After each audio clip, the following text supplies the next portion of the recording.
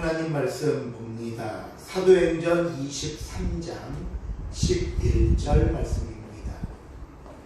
신약성경 228페이지에 있습니다. 사도행전 23장 11절 한 절 말씀 찾으실 줄 알고 제가 봉독해 드립니다. 그날 밤에 주께서 바울 곁에 서서 이르시되 담대하라. 내가 예루살렘에서 나의 일을 증언한 것 같이 로마에서도 증언하여야 하리라 하시니라. 아멘.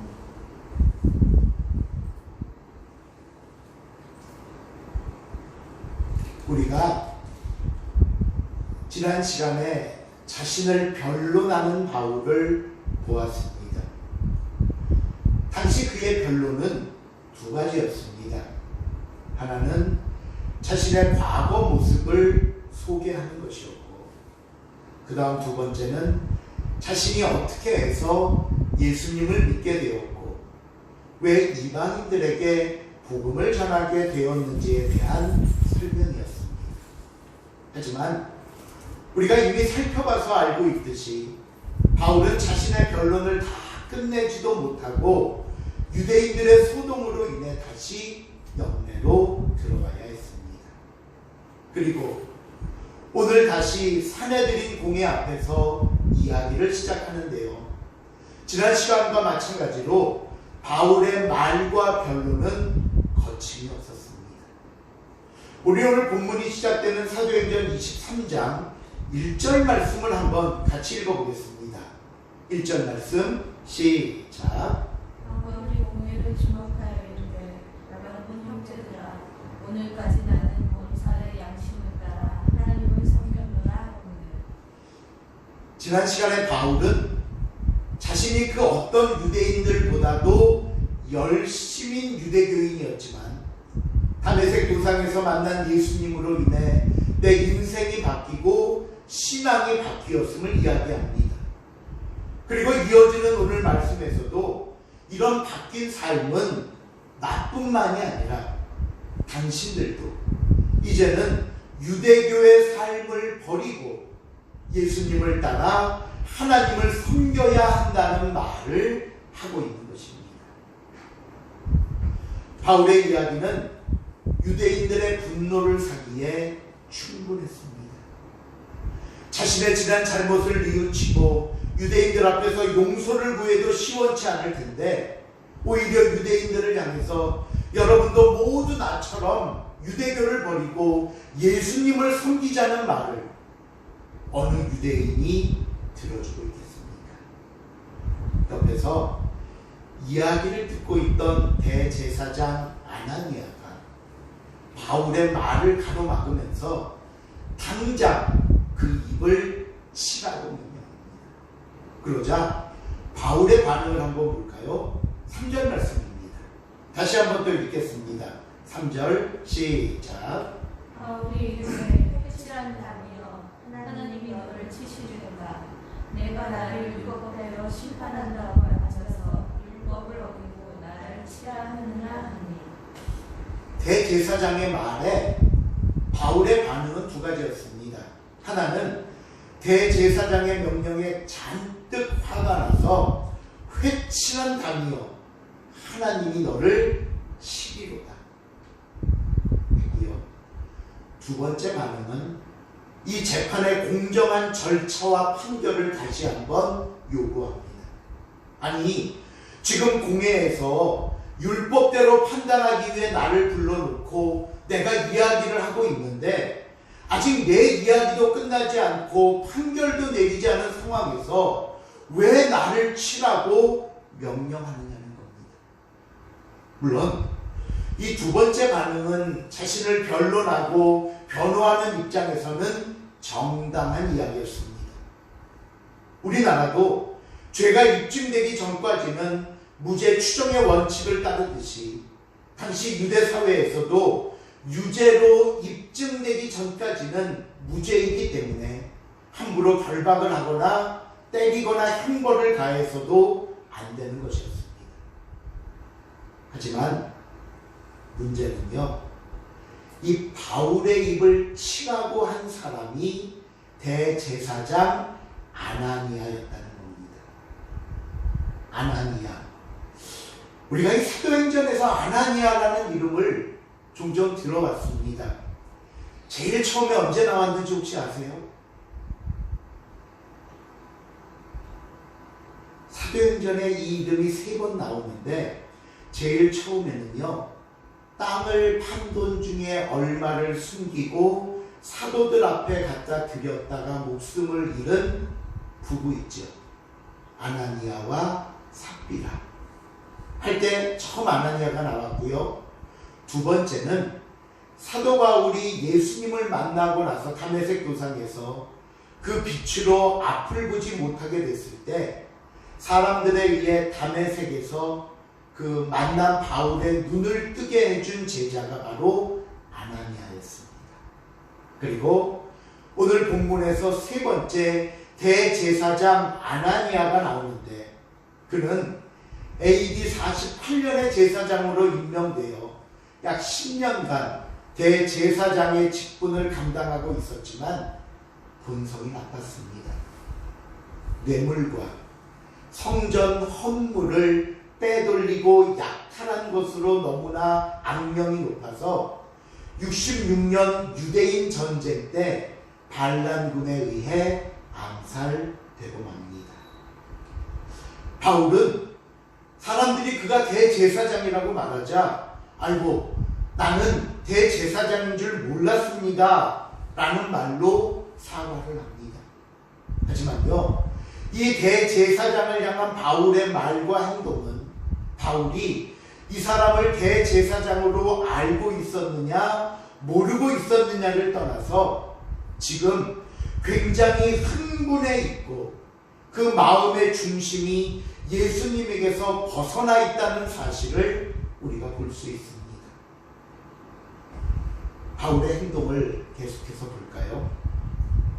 이렇게 대제사장을 향해 회칠한 다니여 라고 외쳤던 바울은 곧바로 그 회당 안에, 그 공회 안에 바리새파와 사두개파가 와 있다는 것을 보게 됩니다. 바울은 자신이 바리새파로서 순간 이 두 부류의 관계만 잘 이용하면 내 편도 얻을 수 있고 나를 지지하는 사람도 만들 수 있고 이 위기를 좀 편안하게 만들 수 있지 않을까라는 생각을 합니다. 그리고는 뭘 하냐면요, 바리새파와 사두개파의 싸움을 붙입니다. 그 얘기가 6절에 나옵니다. 6절 한번 읽어봅니다. 시작. 바울이 그중 일부는 사두개인이요 다른 일부는 바리새인인 줄 알고 공회에서 외쳐 이르되 여러분 형제들아 나는 바리새인이요 또 바리새인의 아들이라 죽은 자의 소망 그 부활로 말미암아 내가 신문을 받느라. 바울은요 그 안에 있던 예를 들면 이쪽에 사두개인들이 서 있고 이쪽에 바리새인들이 서 있다면 이 바리새인들만 바라보고 말합니다. 형제들아, 형제들아. 이 말은 뭐예요? 나의 바리새인들이요. 그러면서 자신을 나는 바리새인이요 바리새인의 아들입니다. 나는 뼛속까지 바리새인입니다. 그런데 내가 지금 이곳에 끌려와서 신문을 받는 이유는 죽은 자가 부활했다는 말을 했다고 신문을 받는 겁니다 라고 이야기를 해요. 여기서 말하는 죽은 자의 부활이란 예수님이 부활하셨고 그 부활로 말미암아 우리의 구주가 되셨음을 전하는 것이지만 지금 바울의 얘기를 보세요. 예수님이라는 이름, 예수의 이야기는 쏙 빼고 부활만 언급합니다. 왜 그러냐면요, 8절을 보시면 이런 설명이 있어요. 이는 사두개인은 부활이 없고 천사도 없고 영도 없다고 믿는 반면 바리새인들은 다 있다고 믿기 때문이다. 사두개인들과 바리새인들이 서로 믿고 있는 다른 부분들을 바울이 꼭 집어 언급하면서 이 둘 사이에 싸움을 붙이려 하는 것입니다. 자, 그러면 이 바울의 말을 들은 바리새인들의 반응은 어떨까요? 9절입니다. 시작. 크게 떠들세 바리새인들에서 몇 서기관이 일어나 다투어 이르되 우리가 이 사람을 보니 악한 것이 없도다. 혹 영이나 혹 천사가 그에게 말하였으면 어찌하겠느냐 하여. 예, 이제 바리새파 쪽에서 바울을 변론해 줍니다.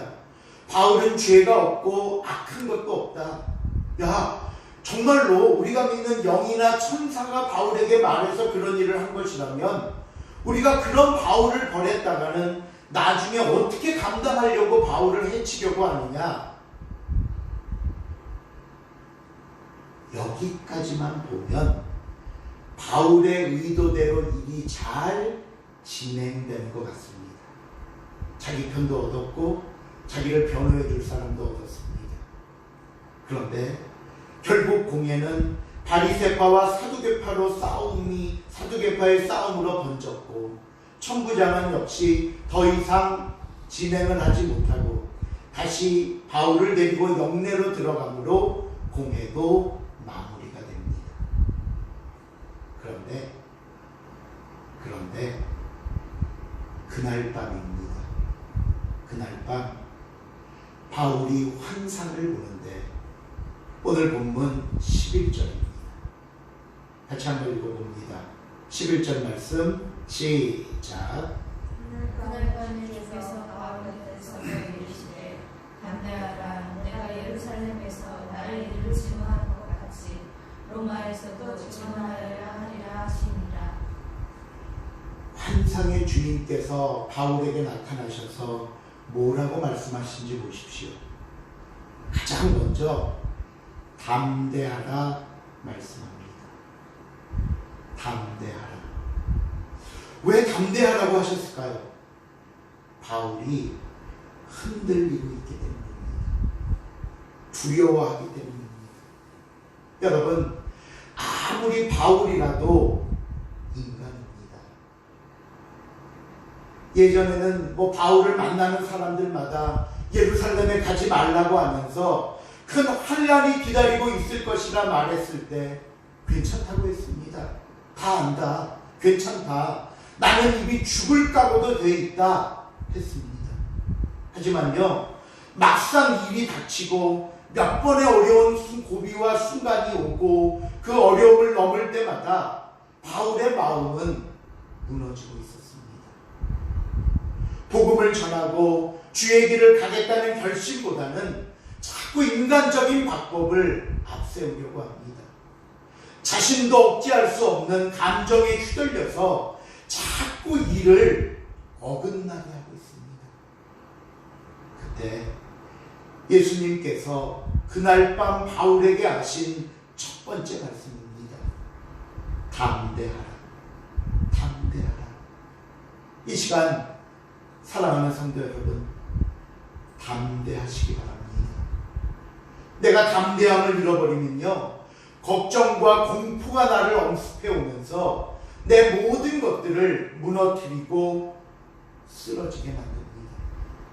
어떤 생각과 판단과 결정도 못하게 만들어버립니다.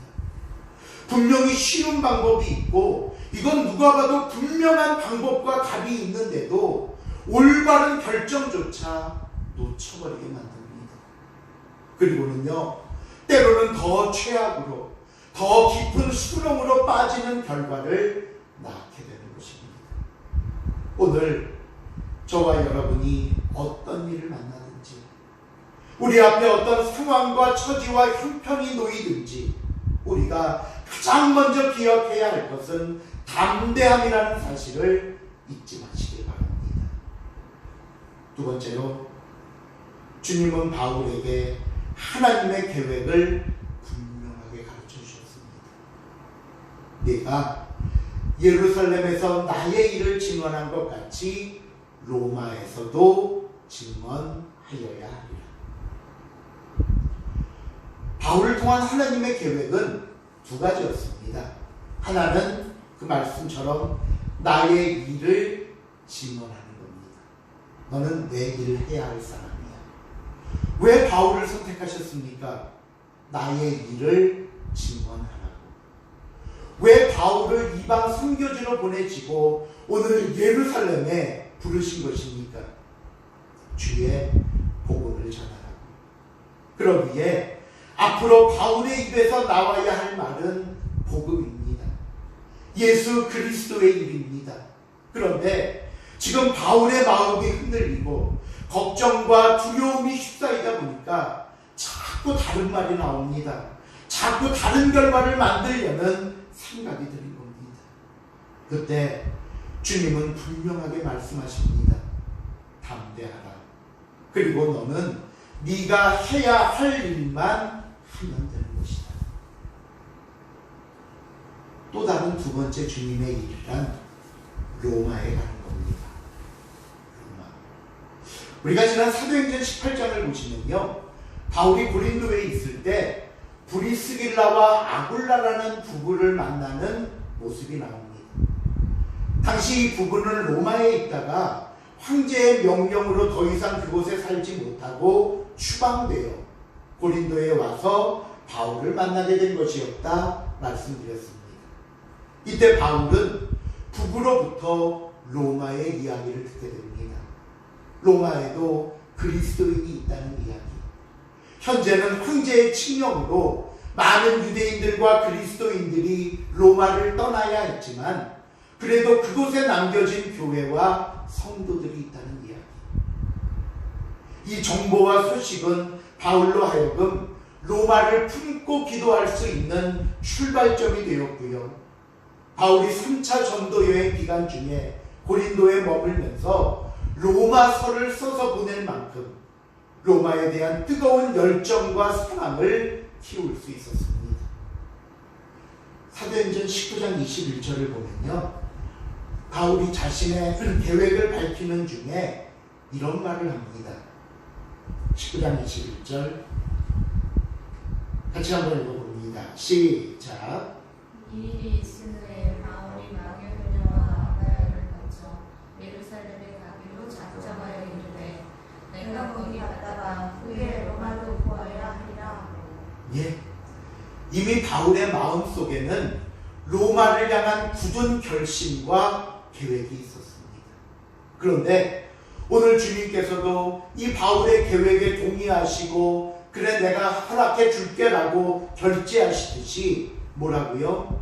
너는 로마에서도 증언하여야 하리라. 그렇다면 이 말씀이 주시는 의미가 뭘까요? 바울아, 너는 로마까지 갈 거야. 로마에 도착해서 나를 위해 일하기까지 내가 너를 지키고 보호할 것이야. 주님은 홀로 두려움에 떨고 있는 바울에게 나타나셔서 그를 위로하시고 어떤 마음과 생각으로 또 앞으로 어떤 행동으로 나가야 할지를 분명히 가르쳐 주시는 환상이었습니다. 바울이 주님의 환상을 본 다음 날입니다. 전날 바울이 일으켰던 분란으로 인해 일이 정리된 게 아니라 더 어려워졌습니다. 12절 13절을 한번 볼까요? 12절 13절 말씀 시작. 나이샘의 유대인들이 당을 세워 맹세하되 바울을 죽이기 전에는 먹지도 아니하고 마시지도 아니하겠다 하고 이같이 동맹한 자가 40여 명이더라. 보십시오. 얼마나 악독한 사람들입니까? 완전히 자기 분풀이하겠다고 쓸데없이 동맹과 맹세를 합니다. 뭐라고요? 내가 바울이 죽기 전까지는 먹지도 않고 마시지도 않겠다. 그런데 이런 동맹을 한 사람들이 몇 명이라고요? 40여 명이나 됩니다. 솔직히 말씀드리면 이것은 바울이 만들어 놓은 분란의 결과입니다. 자, 이제 어떻게 하면 좋을까요? 바울이 잘못했으니 그래 이제 네 잘못이야. 네가 알아서 책임지고 네가 알아서 해결해. 우리가 다 빠져버릴까요? 여기서 우리가 놓치지 말아야 할 중요한 교훈이 있습니다. 그게 뭐냐면요, 하나님께 순종하면 하나님께서 해결하신다는 겁니다. 한 예로 야곱을 보십시오. 외삼촌 집에서 많은 재산을 가지고 나왔지만 고향으로 돌아가는 길은 편하지 않았습니다. 지난날 형 에서를 속이고 장자의 축복을 빼앗은 것은 어떻게 설명하고 어떤 변명을 해도 용서받을 수 없는 일이기 때문입니다. 더군다나 지금 에서는 야곱이 고향으로 돌아온다는 얘기를 듣고는 야곱을 죽이려고 400명을 앞세워 야곱에게 옵니다. 가장 위험하고 가장 다급한 순간에 하나님께서 야곱이 혼자 있는 야복강 나루로 오십니다. 그리고 씨름을 합니다. 야곱의 고집을 꺾으시고자 지금까지 야곱의 인생이 잘못되었음을 다시 한번 짚어주시고자 그를 붙잡고 싸우십니다. 결국 야곱은 저의 이름은 야곱입니다. 저는 지금까지 사기꾼의 삶을 살았습니다 라는 고백을 받고 나서야 그래 이제는 더 이상 너를 야곱이라 하지 않고 이스라엘이라 하리라 새로운 이름을 주시고 떠나십니다. 그리고 그 다음날 여전히 불안한 마음을 안고 형을 만나러 갑니다. 그런데 그 결과를 볼까요? 창세기 33장 4절에 보니까요. 에서가 달려와서 그를 맞이하여 안고 목을 어긋 맞추어 그와 입 맞추어 서로 우니라. 누가 에서의 마음을 바꿔놓으신 것일까요? 하나님이십니다. 야곱의 회개를 보시고 야곱의 변화를 보시고 하나님께서 하신 것입니다. 오늘 바울도 마찬가지입니다. 앞으로는 하나님이 하실 겁니다. 비록 바울의 잘못으로 인해 만들어진 결과라 할지라도 다시 하나님 앞에 서면 하나님께서 해주실 겁니다. 왜 그런 줄 아십니까? 하나님은 저와 여러분의 아버지이시기 때문입니다. 이제 하나님이 하시는 기적 같은 일들을 한번 보시길 바랍니다. 유대인들은요 다시 바울을 공회로 불러달라고 합니다. 왜냐하면 그가 다시 공회로 오는 길 중간에 매복해 있다가 바울을 죽이려고 했던 겁니다. 그런데 이 사실을 바울의 조카가 듣고는 바울에게 알립니다. 바울은 속히 조카를 천부장에게 보내서 그들의 모든 음모를 이야기하게 하죠. 처음에는 바울의 죄를 묻고 신문하기 위해 붙잡은 천부장이었지만 지금은 하나님의 간섭하심으로 바울의 가장 든든한 보호자가 되었습니다. 이제 천부장이 바울을 위해 무엇을 하는지 볼까요? 바울은 바울을 총독 벨리스에게 보내기로 작정합니다. 그리고 이를 위해 천부장이 무엇을 준비하는지 한번 볼게요. 본문 23절 24절입니다. 읽어볼까요? 시작. 장자부를 불러 이르되 밤새 30일 가이사랴까지 갈 보병 200명과 기병 70명과 천병 200명을 준비하라 하고 또 바울을 태워 총독 벨리스에게로 무사히 보내기 위하여 짐승을 준비하라 명하니. 바울을 호위할 군사들을 보십시오. 보병 200명, 기병 70명, 창병 200명, 그리고 바울을 태우고 갈 짐승, 오늘날로 말하면 승용차까지. 이것은요 죄인을 호송하는 것이 아니라 VIP 경호에 해당되는 병력입니다. 그리고 천부장이 총독에게 편지를 써서 함께 보내는데 그 편지 중에 가장 중요한 부분이 29절에 나옵니다. 천부장이 이렇게 말합니다. 고발하는 것은 그들 율법 문제에 관한 것뿐이고 한 가지도 바울을 죽이거나 결박할 사유가 없음을 로마의 시민이었기에 로마법에 의해 내가 보내기는 하지만 바울은 죄가 없다는 사실을 분명하게 밝히고 있는 겁니다. 잘 보세요. 공식적으로는 죄인을 압송해 가는 것이지만 그 안에 담긴 모습은 하나님의 사자를, 주의 복음 전도자를 로마로 데려가기 위해 하나님께서 친히 호위하시고 인도하시는 모습임을 우리가 보게 됩니다. 우리는 이런 질문을 했습니다. 왜 바울이 로마에 가는데 죄인의 몸이어야 하는가? 그것도 주의 복음 전하러 가는 하나님의 사람을 이렇게 죄인의 모습으로 만든다면 그게 복음 전파에 얼마나 이득이나 효과가 있겠는가 반문해 봤습니다. 그런데 생각해 보십시오. 여기에 우리의 실수와 잘못이 있는 것이요, 우리는 또 이렇게 우리의 기준만 가지고 말하고 우리의 생각만을 앞세워 하나님의 일하심도 우리가 만든 틀 안에만 넣으려고 합니다. 하지만 바울의 경우를 보십시오. 그가 만일 예루살렘에서 체포되지 않고 그대로 거리를 다니게 놔두었다면 언제 어디서 어떤 봉변을 당할지 모르는 상황이었습니다. 또 지금도 바울을 죽이겠다고 맹세한 사람들이 있는데 평소처럼 전도 여행 다니던 로마로 간다면 어디서 어떤 끔찍한 일을 당해도 전혀 이상하지 않은 상황입니다. 그래서 하나님은 이 방법을 사용하신 겁니다. 겉으로는 좀 불편하고 무섭고 두려운 상황이지만 이것이 하나님이 만드신 최고의 보호이고 최선의 방법입니다.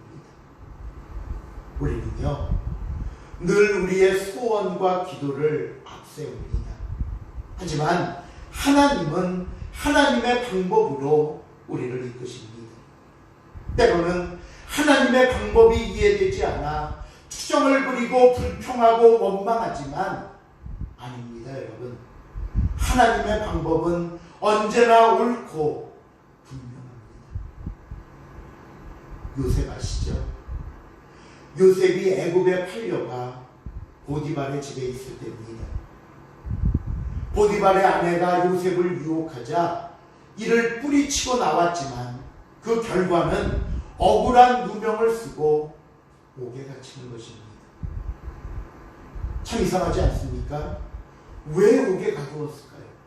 왜 억울한 상황을 만들었을까요?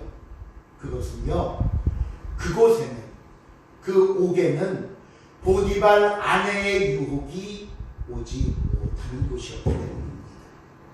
그곳이 요셉에게 가장 안전한 곳이기 때문입니다. 하나님께서는 이렇게 일하십니다.